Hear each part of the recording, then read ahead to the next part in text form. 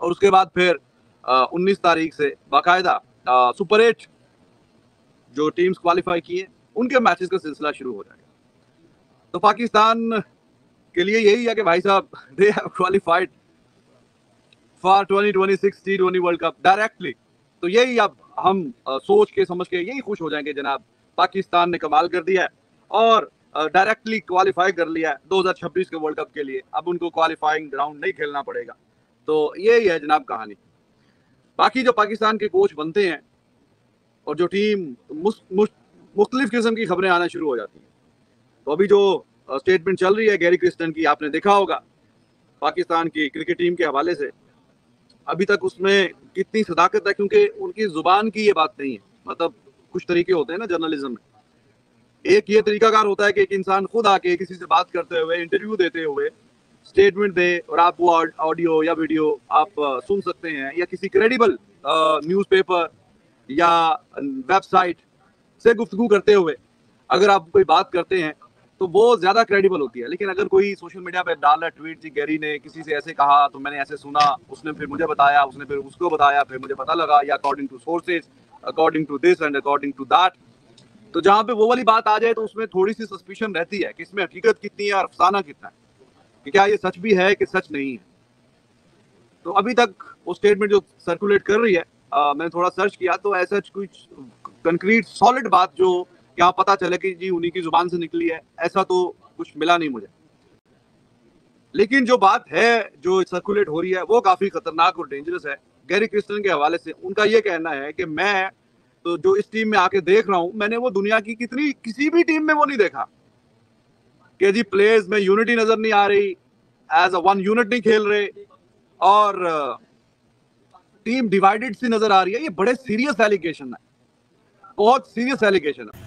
Gary Kristen Pakistan cricket team का white ball का head coach ऐसे खोल दिया, ऐसे पाकिस्तान की टीम का, पीसीबी का, प्लेयर्स का, जो बातें आपको मैं बताता है अब तो कई यूट्यूबरियों ने, कुछ जर्नलिस्टों ने, सबने लगाना शुरू कर दिया कि जी देखे पाकिस्तान टीम डिवाइड है, गैरी क्रिस्टन कह रहा है। ये सारी बातें मैंने बता दी। मैंने आपको कहा ये 2 साल तो क्या 2 महीने नहीं गुजार पाएगा। ये इतना गंदा, इतना हमारा गलीज, इतना हमारा पोल्यूटेड, इतना हमारा वैशी, इतना हमारा नंगा, इतना हमारा गंदा, इतना हमारा बदबूदार, इतना हमारा शर्मनाक सिस्टम है कि ये 2 महीने नहीं निकालेगा।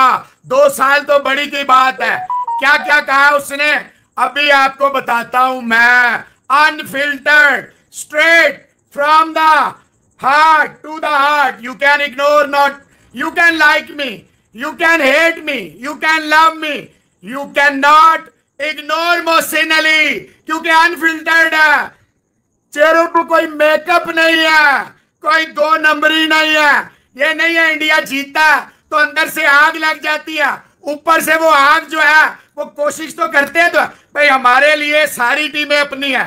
आखिरी बात कह रहा हूं, देखें रिजवान हैदर मेरे छोटे भाई थे, हैं और रहेंगे। उन्होंने मुझे ईद की मुबारकबाद दी, मैंने उन्हें ईद की मुबारकबाद दी। उनकी फैमिली के साथ ईद मुबारक, क्योंकि हम एक ही फैमिली हैं।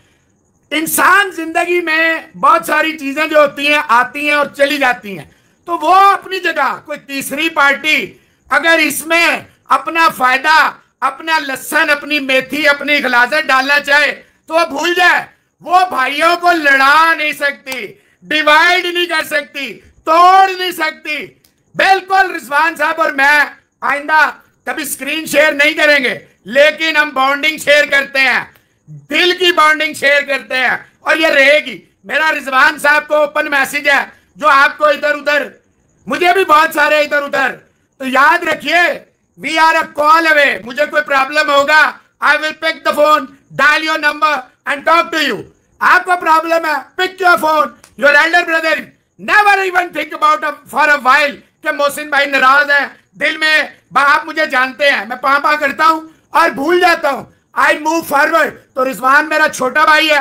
ये फिर जिस दिन पाकिस्तान हारा था तो पीछे स्विमिंग पूल है, इसमें भी डुबकियां हमने लगाई थी कि चलो यार अब हमारा क्या कसूर है, हम तो जरा थोड़ा सा एंजॉय कर लें। फिर तो 1-2 दिन के बाद जरा थोड़ी सी तबीयत बेहतर हो गई है कि यार ठीक है अब जो होना था हो गया, जो इन्होंने करना था कर दिया। लेकिन ये बात अच्छी नहीं है कि जो खबरें निकल के सामने आ रही हैं कि जी पाकिस्तान की टीम, गैरी क्रिस्टन के हवाले से जो खबर आ रही है कि टीम डिवाइडेड है, टीम एज अ यूनिट नहीं खेली और हर कोई अपना अपना देख रहा है, कुछ ऐसा कोई मजेदार किस्म की वो स्टेटमेंट है नहीं और it's very very serious allegation. ये कोई हल्की सी बात नहीं है, संजीदा बात है ये। अगर तो मैंने आपको पहले बता दिया अभी अपनी बात शुरू करने से पहले कि इसमें आई डोंट नो कितनी हकीकत है कितनी हकीकत नहीं है, क्योंकि कंक्रीट किस्म की कोई बात है नहीं, उनके जुबान से निकली हुई कोई ऐसा कोई इंटरव्यू कोई स्टेटमेंट है नहीं। तो किसी ने ट्विटर पे डाला, उससे आगे करते कराते ये फिर सर्कुलेट हुई है ये बात। तो अब देखना ये है कि क्या वाकई वो अगर ऐसा कहा है उन्होंने और कहा है तो फिर तो बड़ी संजीदगी से इसको लेना चाहिए। हमें पता है कि पिछले कुछ अरसे में पाकिस्तान की टीम में due to some certain reasons थोड़ा सा डिवाइड नजर आ रहा है कहीं ना कहीं, क्योंकि पहले कप्तान जब हटाया बाबर आजम को पिछले वर्ल्ड कप में 50 ओवर के वर्ल्ड कप के फेलियर के बाद के पाकिस्तान कुछ खास नहीं कर पाई, अफगानिस्तान वगैरह से भी हार गई for the very first time in the history of world cup. 5 match Pakistan हारी जो कि आज तक नहीं हारी थी। तो उस फेलियर की बिना पे बाबर आजम साहब को रिमूव कर दिया गया और एक सीरीज ही खेला शाहीन जिसको कप्तान बनाया था। खैर he was pathetic too in that series, लेकिन बात ठीक है कि उसकी तो एक ही सीरीज थी, तो 5 मैचेस की बुनियाद पे आपने फिर उसको हटा के दोबारा बाबर आजम को बनाया। तो जब इस तरह का माहौल बन जाता है तो टीम जो है वो कहीं ना कहीं थोड़ा सा डिवाइड महसूस होता है कि जी हाँ है कुछ ना कुछ गड़बड़ है। तो अगर ये स्टेटमेंट ठीक है तो फिर तो ये एविडेंट हो गया कि ये बहुत संजीदा बात है, बहुत ये सीरियस एलिगेशन है। अगर ये बात इसमें दम है तो टीम एज अ यूनिट बीच में अब चूंकि हार गए हैं तो ये बातें और भी निकल के आएंगी, एक दूसरे को ब्लेम गेम कि हाँ भाई इसने ऐसा किया वैसा किया। कल बाबर आजम ने भी प्रेस कॉन्फ्रेंस में बोला कि जी मैं अकेला तो नहीं हूँ, 11 बंदों की टीम है, तो 11 बंदे अब देखे, अब मैं अकेला तो ये कुछ नहीं कर सकता ऐसा वैसा वट एवर ही सेड। तो सारे हैं 11 के 11 जीतेंगे। तो बाकी वो बहाव रियाज और बाकी लोगों से भी जो बातचीत हुई कल, तो उनका भी यही था कि यार हार गए हैं तो ठीक है अब क्या हो सकता है। लेकिन उन्होंने कहा कि हमें तो पहले 1-2 दिन तक यकीन ही नहीं आया कि हम इंडिया से उस पोजीशन पे हार गए कि 48 गेंदों पे 48 चाहिए, 48 गेंदों पे 48 चाहिए, 8 विकेटें हाथ में, वहां से आप ये मैच हार गए, वहां से आप ये मैच हारे हो। तो हमें तो बिल्कुल समझ नहीं आई। फिर बाकी ही वाज सेइंग परहैप्स मोर और less it's more than game awareness. मैंने उनसे साथ डिस्कशन की कि भाई मुझे तो लगता है कि स्किल सेट में ही हम काफी पीछे हैं, दूसरी दुनिया का आप स्ट्राइक रेट देखें वो कैसे खेलते हैं हम कैसे खेलते हैं। तो वेल ही सेड बाकी बातें भी ठीक हैं लेकिन गेम अवेयरनेस भी बड़ा जरूरी होती है कि किस बॉलर को कब अटैक करना है, क्या करना है, अटैक की जरूरत है भी कि नहीं है। और जाहिर है वो बुमराह और रिजवान वाली उस पर बात कर रहा है। फिर मैंने कहा हाँ फकर जमान ने भी ऐसे ही किया, वो स्पिनर्स के खिलाफ अच्छा खेल लेता है, छक्का भी मारा था अक्षर पटेल को, लेकिन हार्दिक पांड्या को चार्ज करने के चक्कर में विकेट गवा दिया। सो गाइज कैसे आप लोग, उम्मीद आप लोग अच्छे होंगे जी। तो जी मैच था पाकिस्तान वर्सेस आयरलैंड का और पाकिस्तान ने मैच जीत लिया 3 विकेटों से, लेकिन गिरते मरते किसी तरीके से जीत लिया है, वरना बहुत बुरा हाल कर दिया था आयरलैंड ने। और सिर्फ छोटा टारगेट था वो भी बड़ी मुश्किल से चेज हुआ है। तो पाकिस्तान और आयरलैंड दोनों टीमों का ये वर्ल्ड कप ख़त्म हो गया है। पाकिस्तान ये खुशी रहेगी कि जीत के साथ जो है अंत हुआ इस वर्ल्ड कप का, वरना बहुत ही ख़राब खेली है पाकिस्तान की टीम इस वर्ल्ड कप में। पाकिस्तान की मीडिया इसके ऊपर क्या कहना क्या रिएक्शन है, चलिए देखते हैं।